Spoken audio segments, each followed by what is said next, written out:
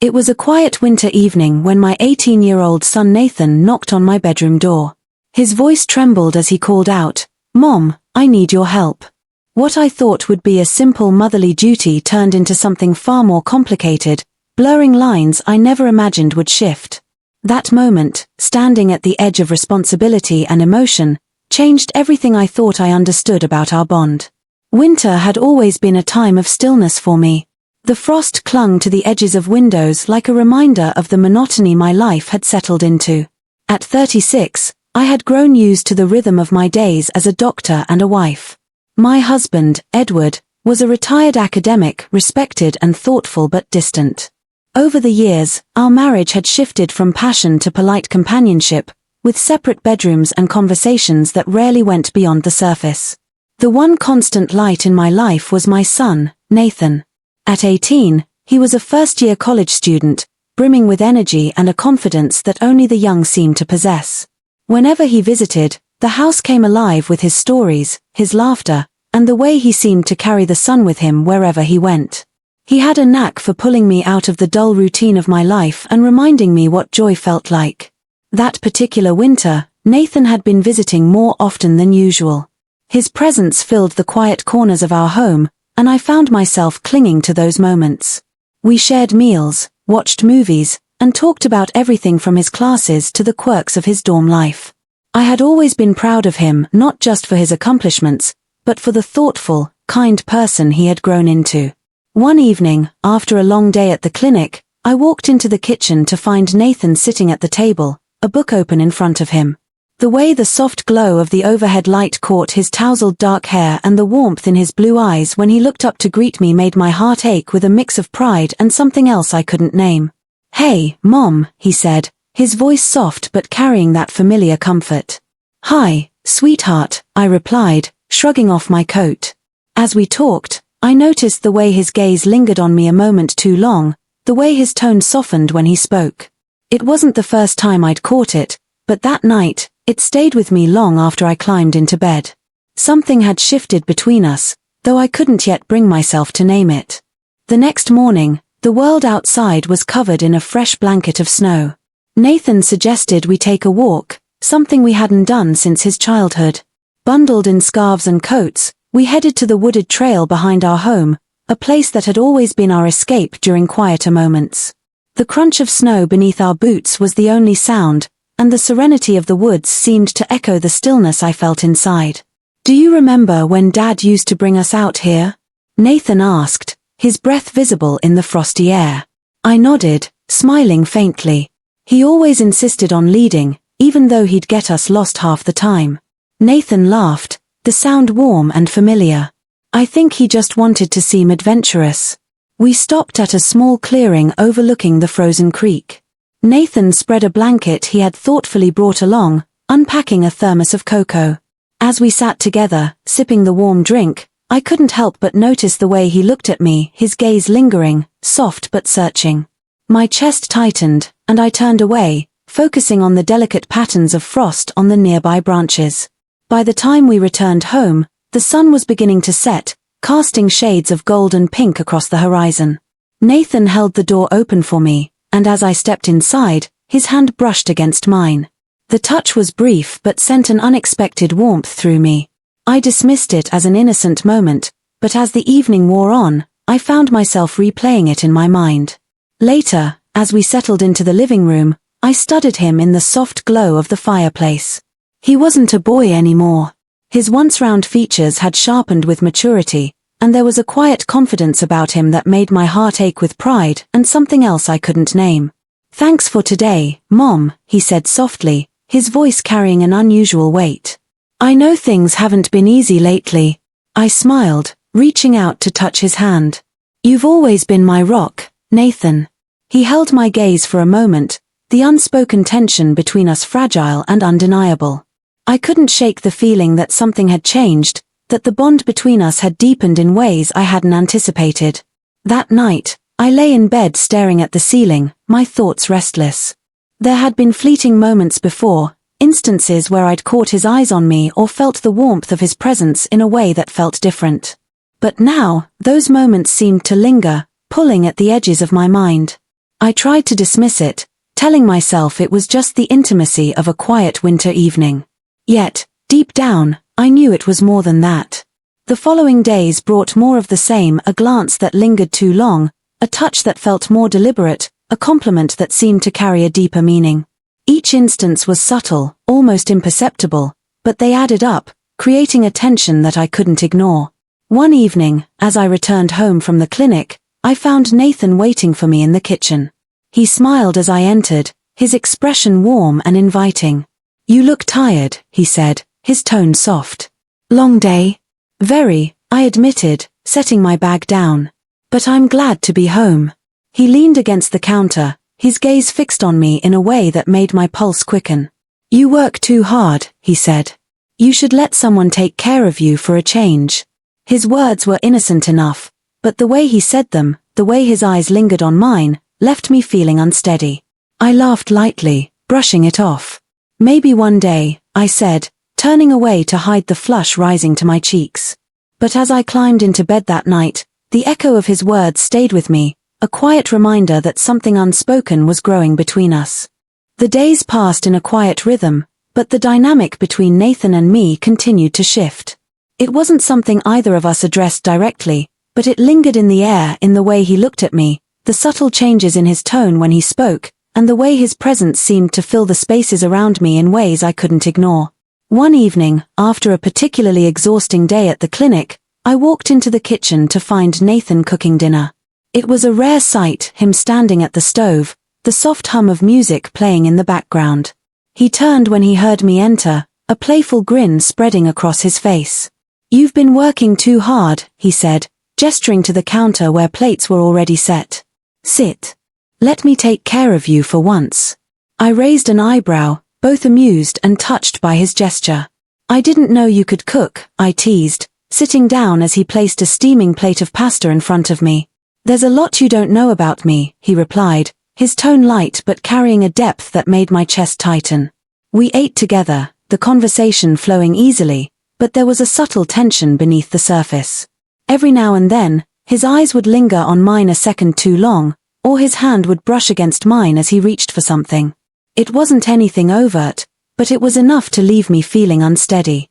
After dinner, we moved to the living room. The fire crackled softly in the hearth, casting a warm glow over the room. Nathan sat close, his arm resting on the back of the couch, his presence impossibly magnetic. We talked about everything and nothing, the kind of easy conversation that had always come naturally to us. But tonight, it felt different. At one point, he leaned in closer, his voice dropping to a soft murmur. "You know, I've always thought you were incredible." I laughed lightly, trying to deflect the compliment. "You're biased," I replied, though my heart fluttered at his words. "Maybe," he said, his gaze unwavering. "But it doesn't make it any less true."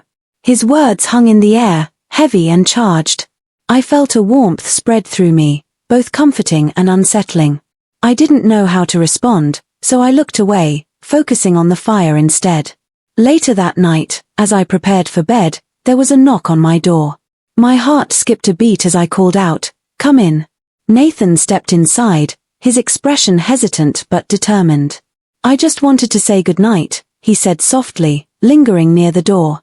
"Good night, sweetheart," I replied, offering him a small smile. He nodded, but he didn't leave. Instead, he stepped closer, his eyes searching mine. "You've been there for me in ways no one else has," he said, his voice steady but tinged with emotion. I want you to know how much that means to me." Tears pricked at the corners of my eyes as I reached out to touch his hand.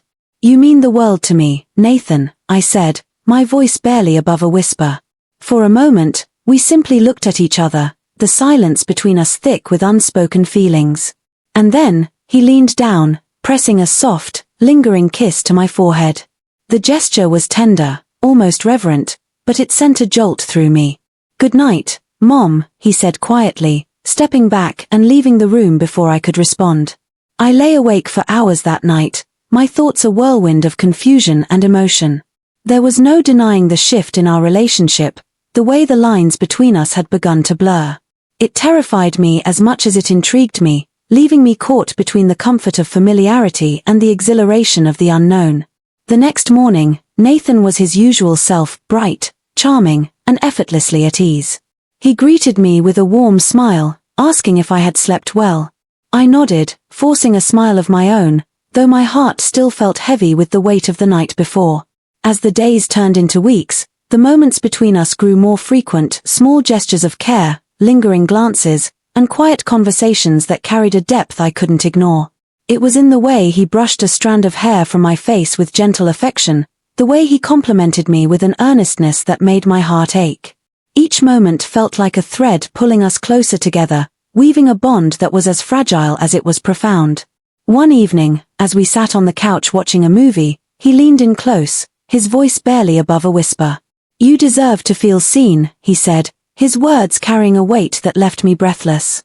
"You deserve to be cared for." I didn't know how to respond, so I stayed silent, my thoughts spinning.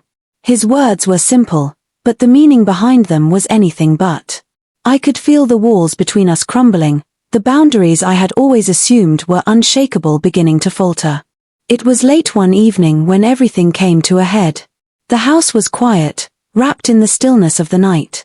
I had been working late in my office, the soft glow of my desk lamp illuminating a stack of papers I could barely focus on. My thoughts kept drifting to Nathan, to the way he had smiled at me over dinner, the warmth in his voice when he told me, "You deserve to be cared for." I sighed, pushing the papers aside and rubbing my temples. The tension that had been building between us over the past weeks was like a weight pressing down on my chest, one I couldn't seem to escape. A knock on the door broke the silence, and my heart leapt. "Come in," I called, my voice steady despite the unease stirring inside me. Nathan stepped inside, his expression hesitant but determined. He was dressed in a simple t-shirt and sweatpants, his dark hair tousled as though he'd been running his hands through it. He looked every bit the young man he had grown into, confident, mature, and yet somehow vulnerable in that moment. "Hey," he said softly, closing the door behind him. "Hey," I replied, leaning back in my chair. "What's up?" He hesitated, his gaze flickering to the floor before meeting mine. "I couldn't sleep," he admitted, stepping closer. "I've been thinking." I felt my pulse quicken as he moved to sit on the edge of my desk, his presence filling the small space. "About what?" I asked, my voice quieter now. "About us," he said simply, his eyes searching mine. The air seemed to shift, the tension between us becoming almost tangible. I opened my mouth to respond, but the words wouldn't come. My mind raced, caught between the comfort of the familiar and the undeniable pull of the unspoken connection that had grown between us. "You've always been there for me," he continued, his voice steady but tinged with emotion. "More than anyone else. And I don't know what I'd do without you." I reached out instinctively, placing a hand on his arm. "Nathan, you mean the world to me," I said, my voice barely above a whisper. His gaze softened, and for a moment, the world outside the room seemed to fade away. "It's more than that, though," he said, his voice dropping to a near whisper. "I can't stop thinking about you, not as my mom, but as someone who means everything to me." The words hit me like a thunderclap, and I felt my breath catch.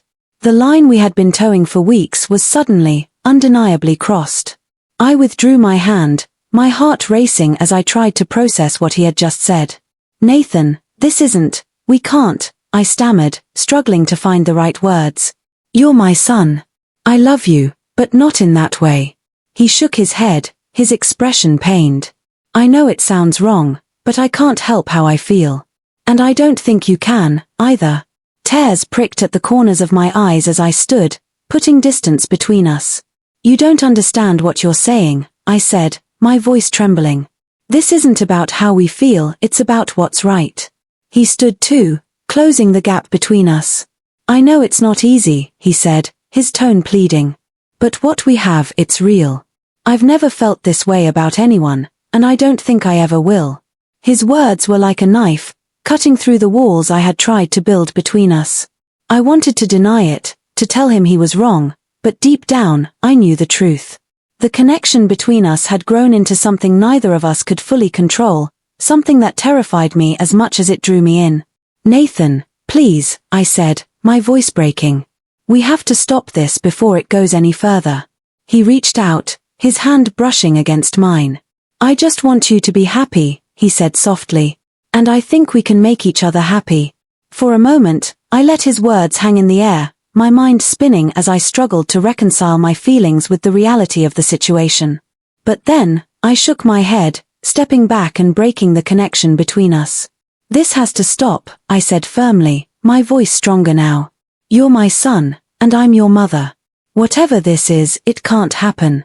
It's not right. Nathan's face fell, his shoulders slumping as he nodded slowly. I understand, he said, his voice barely audible. I'm sorry. I didn't mean to make you uncomfortable.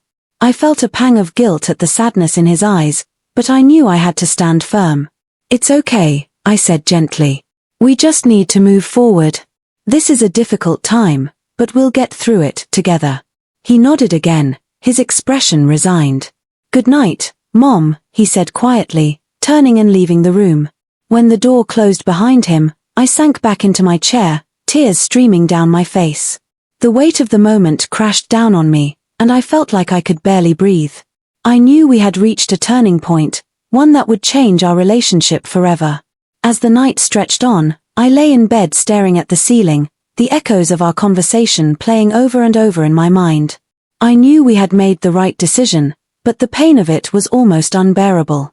In the days that followed, Nathan and I tiptoed around each other, careful not to let the tension between us show. Slowly, the normal rhythm of our lives began to return, but the memory of that night lingered, a reminder of the fragile boundaries we had come so close to breaking. The days following that fateful night were heavy with unspoken tension. Nathan and I kept our interactions polite and measured, as if trying to erase the lines we had almost crossed. But the silence between us spoke volumes, echoing with words neither of us dared to say.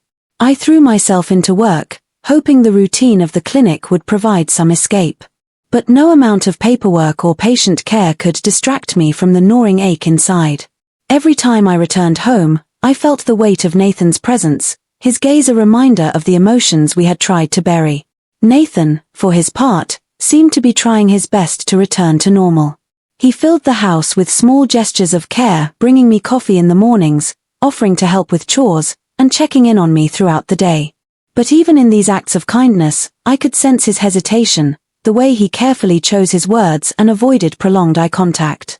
One evening, as we sat at the dinner table, he broke the silence. I'm sorry if I made things awkward, he said, his voice quiet but sincere. I didn't mean to make you uncomfortable. I looked up from my plate, meeting his gaze. There was a vulnerability in his expression that tugged at my heart. It's okay, Nathan, I said softly. We're both figuring this out. It's not easy, but we'll get through it. He nodded, his shoulders relaxing slightly. I just don't want to lose what we have, he said. You're the most important person in my life, and I can't imagine things being any different.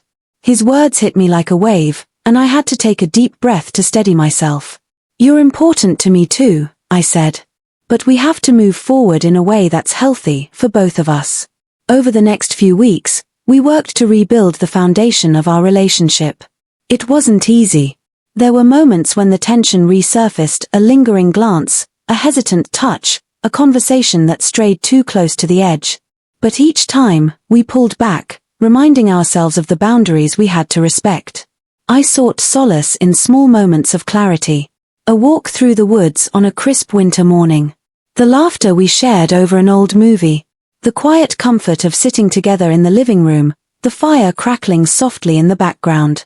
These moments reminded me of the bond we had always shared, a bond built on love, trust, and mutual respect. But beneath the surface, I couldn't deny the scars that remained. I found myself questioning everything, my role as a mother, my ability to navigate the complexities of our relationship, and the emotions that had risen unbidden in the quiet of winter. It was a constant struggle, a balancing act between holding on and letting go. Nathan, too, seemed to be grappling with his own emotions. He threw himself into his studies, spending long hours at the library and with friends.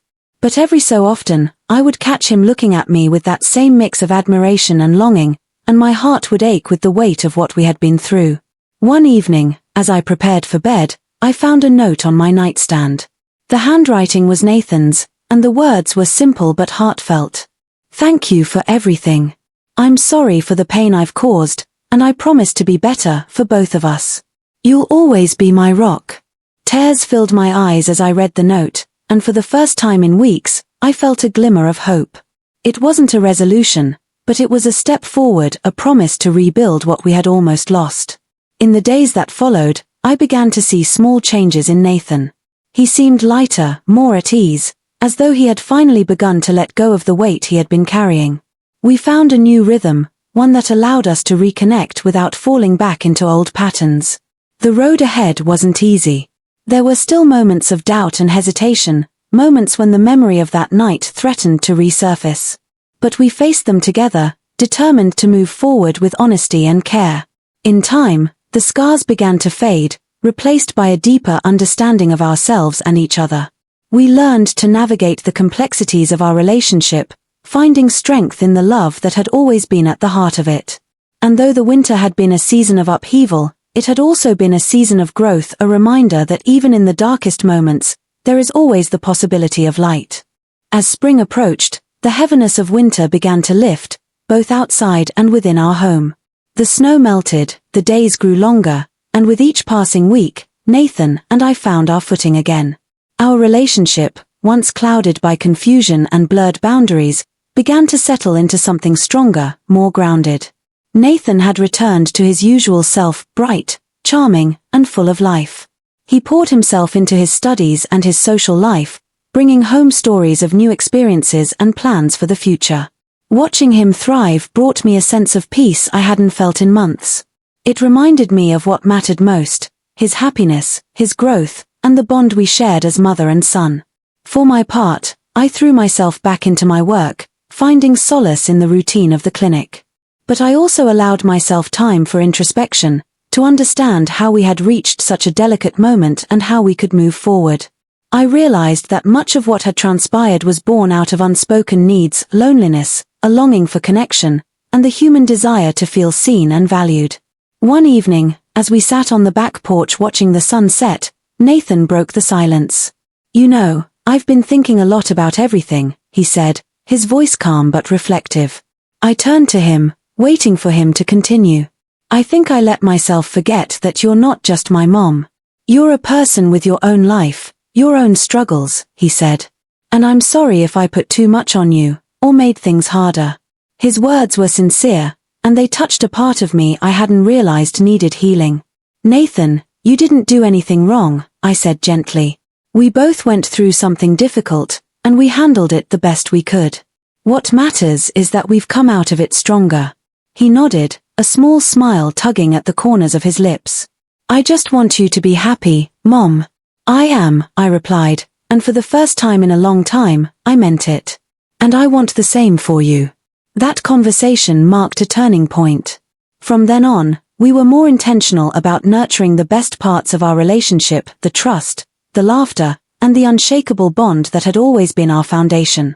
We learned to separate the roles we played from the people we were, recognizing the value in both. The experience left me with lessons I wouldn't soon forget.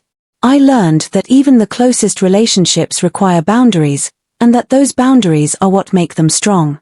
I realized the importance of facing emotions head-on, rather than letting them fester in silence. And above all, I learned that love, real, unconditional love, means doing what's right, even when it's hard. As the seasons changed, so did we. The shadows of winter gave way to the light of spring, and with it came a renewed sense of purpose. Nathan and I emerged from the experience not just as mother and son, but as two people who had weathered a storm together and come out stronger on the other side. Some nights, I still found myself reflecting on everything that had happened, the choices we had made and the paths we had taken. But instead of regret, I felt gratitude for the growth, the clarity, and the love that had carried us through. Life isn't always easy, and relationships are rarely simple. But in the end, what matters most is the effort we put into understanding, forgiving, and moving forward. And for that, I'll always be thankful. Have you ever found yourself navigating complicated emotions in a close relationship? How do you handle those moments when boundaries feel blurred? I'd love to hear your thoughts. Drop a comment below and let me know what you think about this story. If you enjoyed this, make sure to like, subscribe, and hit the notification bell so you don't miss our next heart-wrenching tale. Trust me, there's more to come. You won't believe what's next.